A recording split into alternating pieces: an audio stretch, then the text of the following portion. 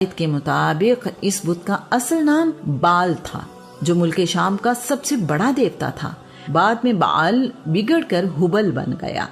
یہ سرخ پتھر یعنی عقیق سے تراشا گیا انسانی شکل و صورت کا بت تھا۔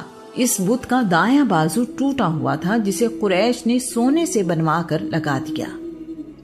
عرب کوئی بھی اہم کام کرنے سے پہلے ہبل کے سامنے فال نکالا کرتے تھے۔ اس بت کے پاس 7 تیر موجود تھے۔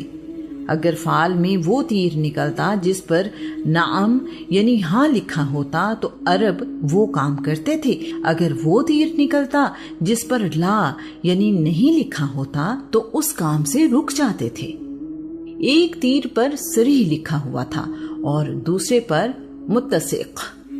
اگر کسی بچے کے باپ کے بارے میں شک ہوتا تو ان 2 تیروں سے فال نکالی جاتی تھی۔ اگر صریح لکھا ہوا تیر فال میں نکل آتا تو اس کے باپ کی نسبت سے تمام شک دور ہو جاتے۔ متسق لکھے ہوئے تیر کی صورت میں اس کا نسب حرام سمجھا جاتا تھا۔ باقی 3 تیروں کے بارے میں تاریخ خاموش ہے۔ عرب جنگ میں ہبل کی جے کا نعرہ لگایا کرتے تھے، کیونکہ یہ ان کے عقیدے کے مطابق قوت اور طاقت کا خدا تھا۔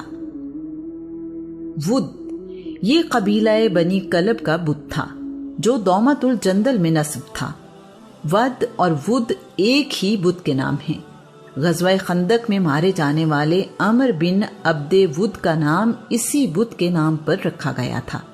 اس بت کے ماننے والے کہتے تھے کہ ہم عورتوں کے محتاج نہیں ہیں، کیونکہ ہمارے پاس ود جیسا عظیم خدا ہے۔ خالد بن ولید ود کا بت گرانے گئے تو دیکھا کہ یہ ایک انسان کی شکل کا بت تھا، جس کا قد و قامت انسانوں سے بڑا تھا۔ اس نے عرب کے انداز کا لباس پہنا ہوا تھا۔ اس کی کمر کے ساتھ ایک تلوار لٹک رہی تھی اور کندھے پر کمان تھی۔ ایک ہاتھ میں تیر تھا، جبکہ دوسرے ہاتھ میں تیر رکھنے والا ترکش، جس میں بہت سارے تیر تھے۔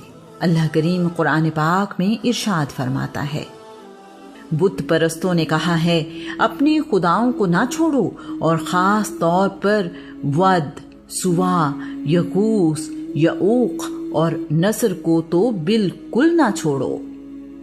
اصاف اور نائلہ۔ اصاف بت کی شکل ایک انسان جیسی تھی۔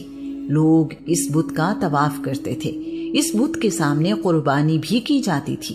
روایت کے مطابق اصاف ایک انسان تھا اور اس کا تعلق بنی جرہم سے تھا۔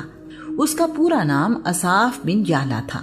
نائلہ ایک عورت تھی اور اس کا پورا نام نائلہ بنت زید تھا۔ نائلہ کا تعلق بھی قبیلہ بنی جرہم سے تھا۔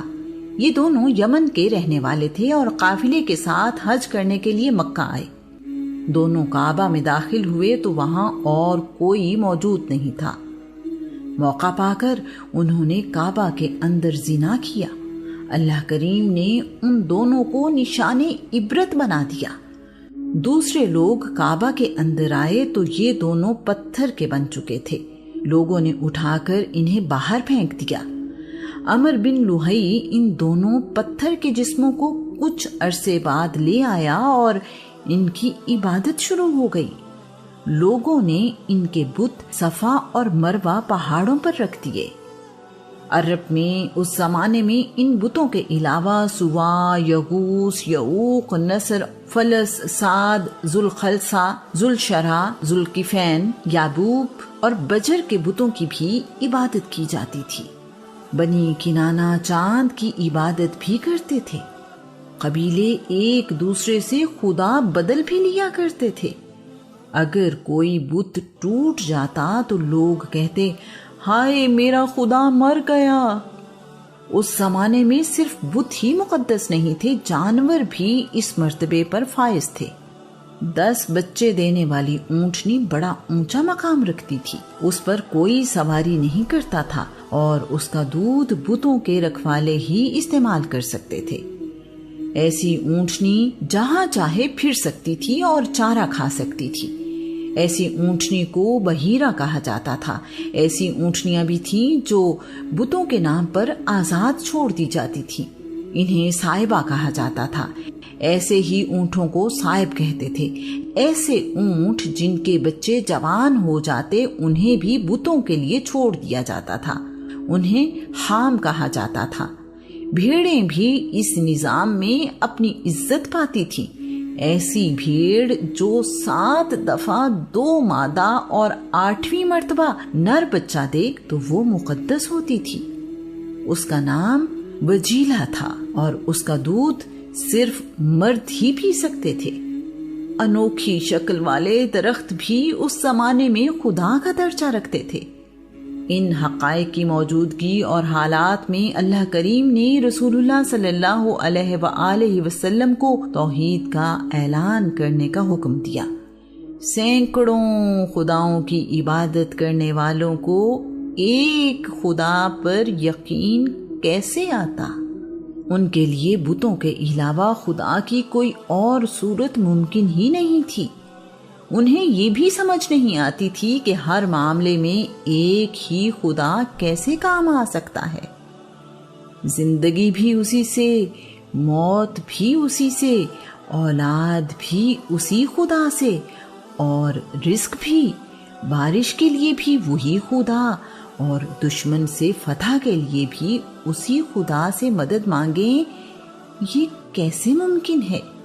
ایک خدا اتنے سارے کام اکیلا کیسے کر سکتا ہے؟ یہ انہیں سمجھ نہیں آتی تھی۔ سارے صنم مسمار کر، بس ایک خدا سے پیار کر، رکھ کر نبی کو سامنے آرائش کردار کر۔ مکہ کے رہنے والے تمام لوگ اپنے اس بیٹے پر فخر کرتے ہیں۔ لوگ اس کے چہرے کا واسطہ دے کر بارش کی دعائیں مانگتے ہیں۔